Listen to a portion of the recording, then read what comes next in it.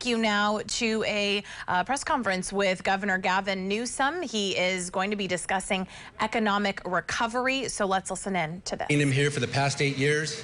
I just haven't been able to get him here. But the fact that he came today it sends a loud message to the community. It sends a loud message to the communities around the state that are similar to Fruitvale, that are similar to East Oakland, that have taken the brunt of this pandemic. So the fact that he's here and his team is here, that shows that they recognize, they know that this is the land of essential workers. This is the land, this is the place where we never left our post. We worked the entire time. We put ourselves out there so everybody else could stay home on Zoom and get their food delivered to them and their wine and whatever else.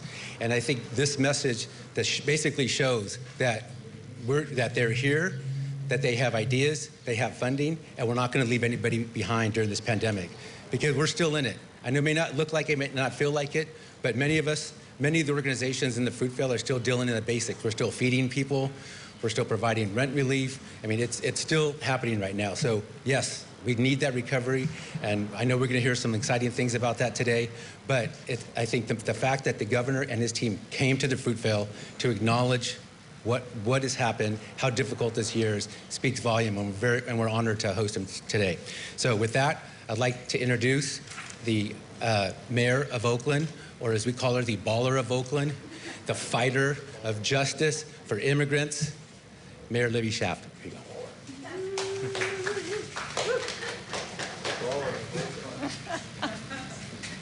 Oh, I love that introduction, Chris. Thank you so much. Gracias al Unity Council.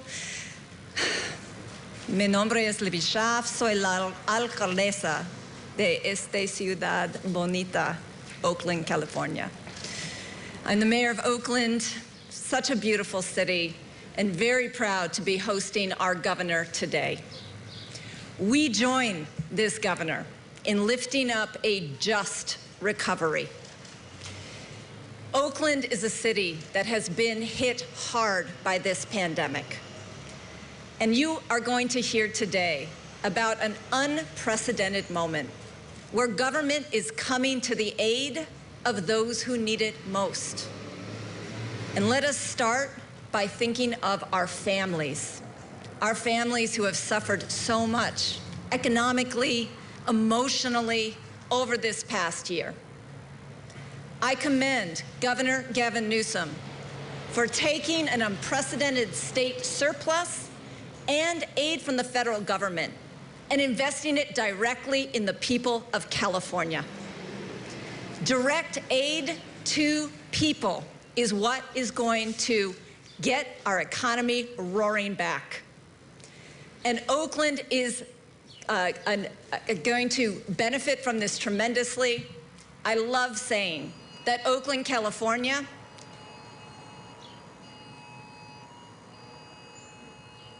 is someone standing in the doorway, or? Okay.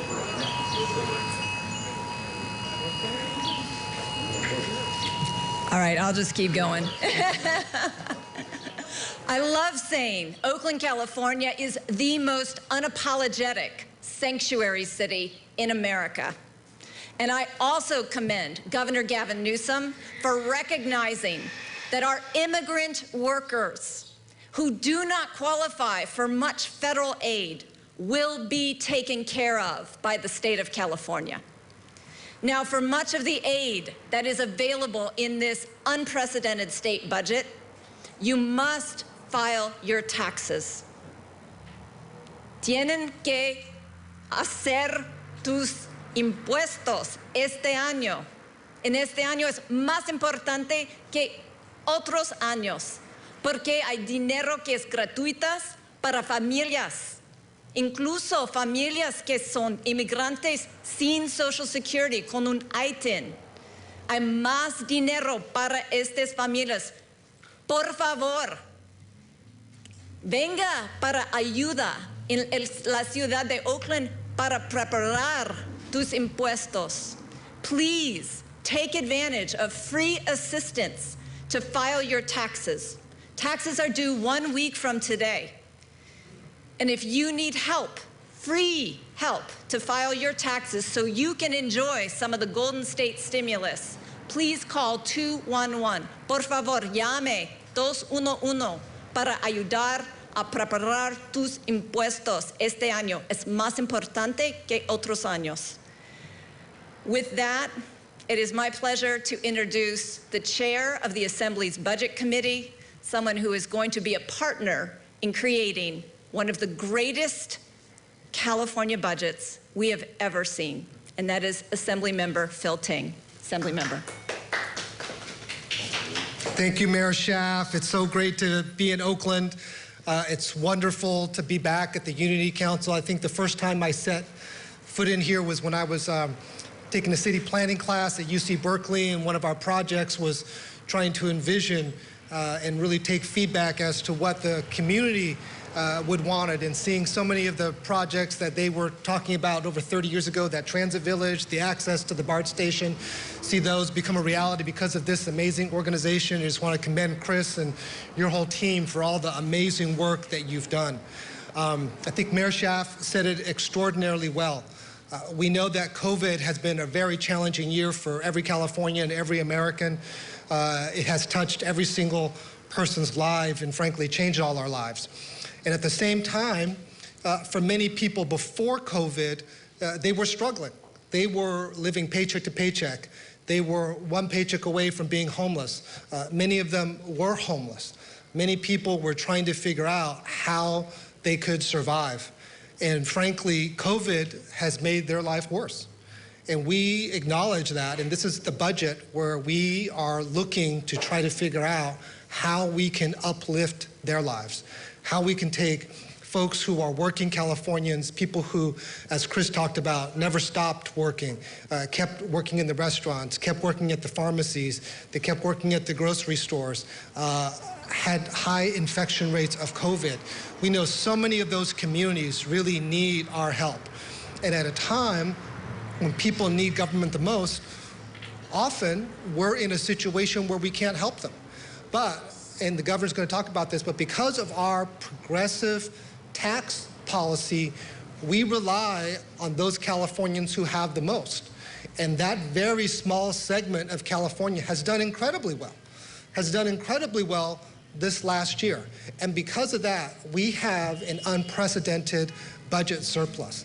And that budget surplus is going right back to the most vulnerable Californians, the ones who need the help the most, the ones who need help with housing, whether it's making your rent payments, the ones who need help with food, the ones who are want to make sure that our schools are open up in the fall, the ones who are worried about healthcare and making sure that they can cover those costs. That is what this budget is about. This is an opportunity to build the California, not of next year, but really of the next 100 years. And so much of the foundation, as someone who's born and raised in this incredible state and has really, and as a child of immigrants, really benefited from all the infrastructure that was built before my family even got here. That's what we're trying to lay down in this budget. We know we have a historic opportunity. You're going to hear about the money that is going to go back into people's pockets today, but over the next few weeks, you're going to be hearing about the foundation that we're going to lay for this great state in terms of our education system, in terms of our healthcare system, in terms of much of our social safety net that was decimated in the last recession. And that is what I'm so excited about, and really being able to deliver on that California promise for so many.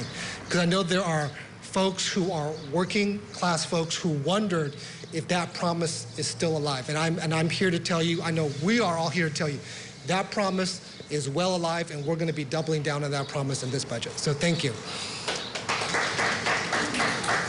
I'm so proud to introduce my colleague whose district we're in, State Senator Nancy Skinner. She is the budget chair for the State Senate and has been a great partner in working to develop this year's budget. Nancy Skinner. Gracias, Assemblymember Ting. Gracias, Jefe Iglesias. Gracias, Mayor. Soy Nancy Skinner, senadora de Distrito 9, aquí, Oakland, Berkeley, Richmond, y todo. Más comunidades. I'm really glad to be here and to be able to thank the Unity Council for the incredible work that it does in providing support to our Fruitvale community and to other residents of Oakland in the East Bay. Support in filing taxes and then being able to access the incredible resources that both the federal government and the state of California have made available, which, if folks don't file their taxes, they aren't able to access. And so the Unity Center is here to provide that. As the mayor said, llame 211 para ayudar in filing of the taxes, and especially come here to the Unity Council and you will get that help. Now, we're going to hear from Governor Newsom in just a moment, who's going to talk about some great things that, as my colleague mentioned, the chair of the Assembly Budget Committee, that because of California's very progressive tax structure and because most of our revenue comes from the wealthiest, we're talking top 1% wealth in this state, is what provides much of the revenue, plus capital gains from the high stock market. But so we have money. Now, unlike other states, we are using that money to support the many Californians who've been hurt during this pandemic. And we have already given out our first Golden State stimulus. And so our I-10 filers, our low-income essential workers, so many more, already got $600 checks from California. That's on top of whatever they may have gotten from the federal government. And unfortunately, many of those folks, especially our I-10 filers, did not get anything from the federal government. But we are in the position now to be able to provide more. And I'm not going to steal the governor's thunder. He will give you the details.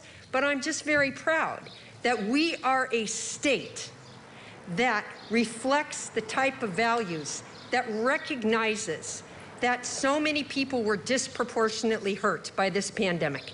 They were disproportionately hurt economically. They were disproportionately hurt by the disease. They had families, they had family members who died at much higher rates than those folks like myself who got to stay home and work from home and work by Zoom.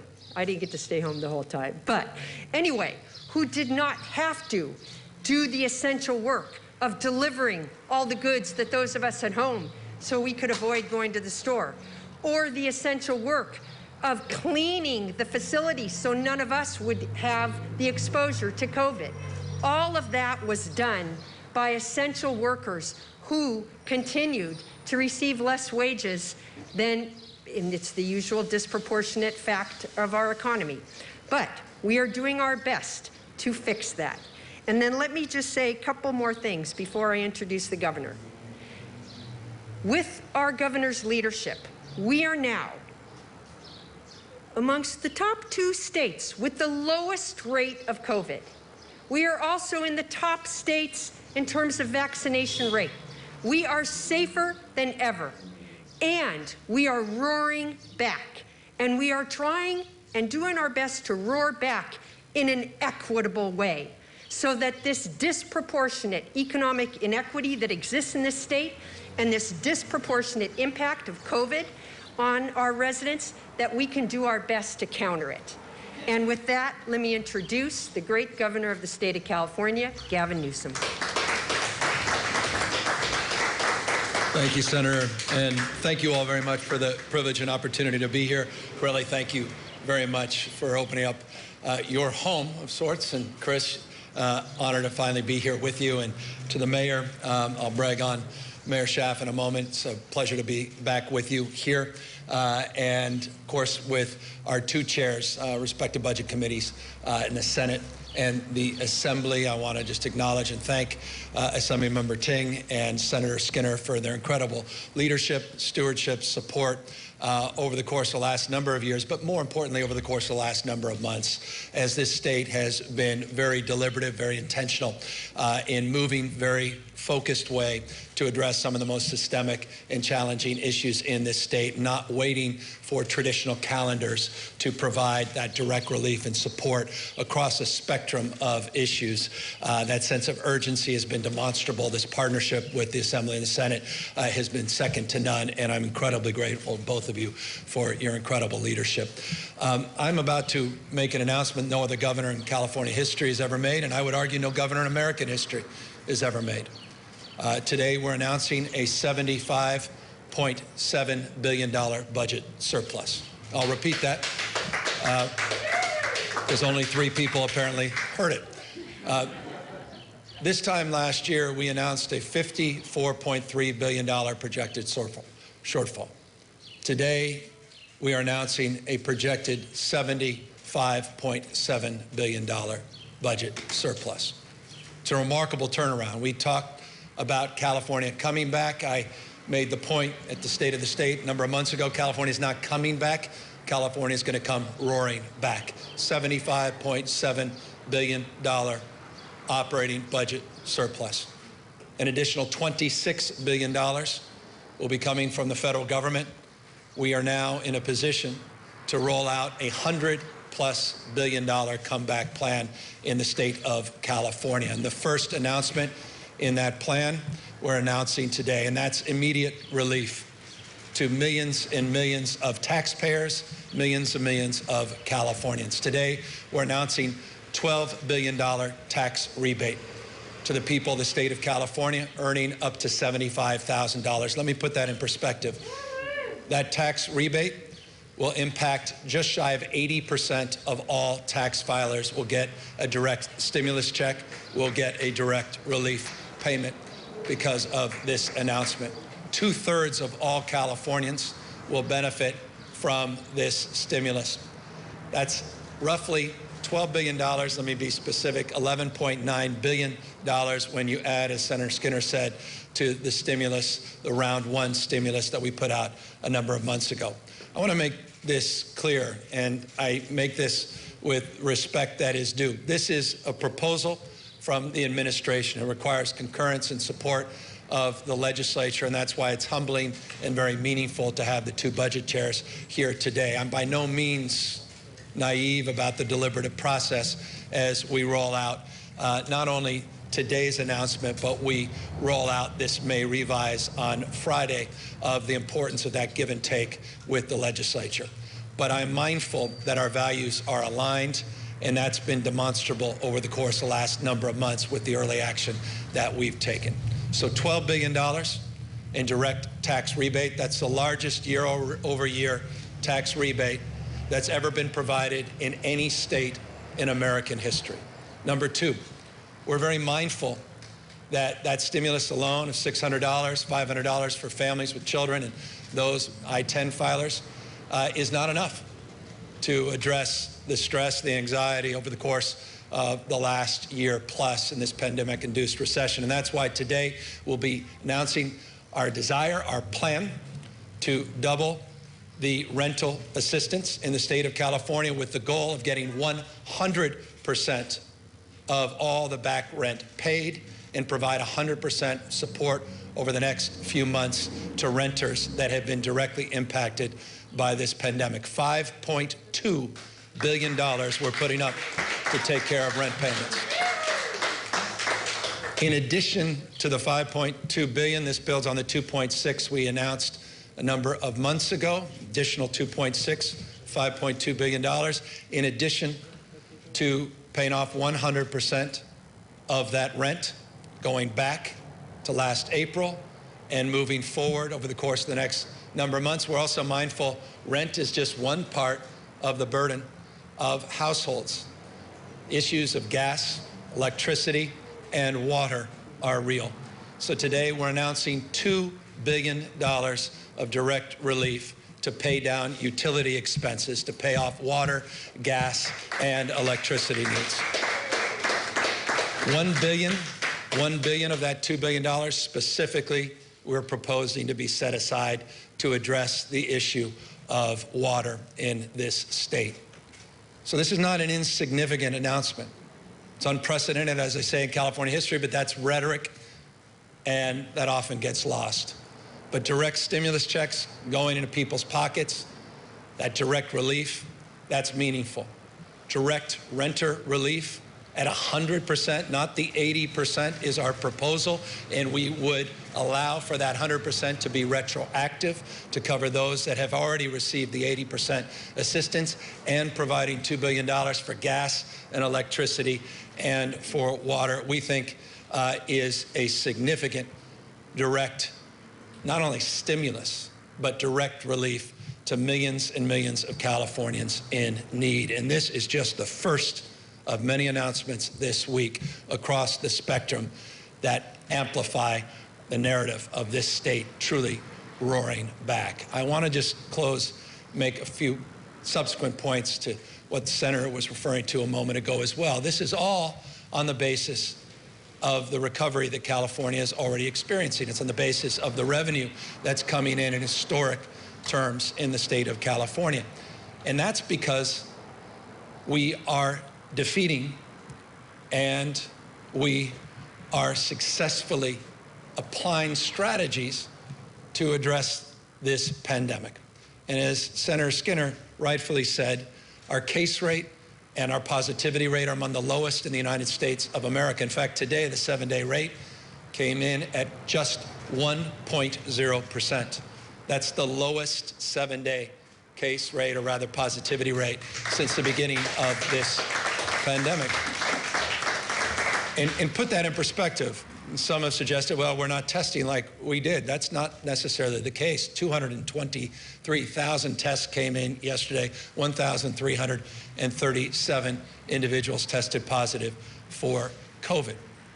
Accordingly, the Senator was right, California continues to make progress on vaccinations. Just shy of 32.5 million doses have been administered to Californians. Just shy of 62% of all Californians have received at least one dose. Eligible Californians 16 and over. This week, we will request from the federal government 100% of the available supply that's been set aside for the state of California, 2,076,000 doses to be exact. And while there has been a decline in people that have looked to access the vaccine, it's not as precipitous as many other states, but we are mindful it's a decline nonetheless. And I reinforce this in closing before we open it up to questions to make this point. One has to do with the other. That California's economic success, our economic recovery, is predicated on ending this pandemic. And we need to be mindful that this disease is not didn't take Mother's Day off, and it's not taking the summer off. It's as deadly as it's ever been, and we are mindful that the mutations are as challenging as they've ever been. We are monitoring well over just shy of a dozen mutations in this state.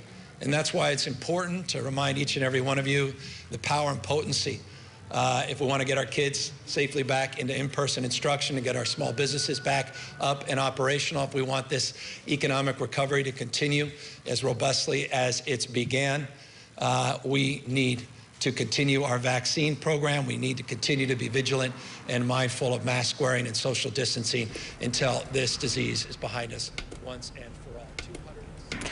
We've been listening to Governor Gavin Newsom discuss California's economic recovery plan. Currently, the state has a $75.7 billion budget surplus, so some good news there. We do want to take you now to President Biden, also talking about the economy. His network was infected by ransomware, and it's a criminal act, obviously.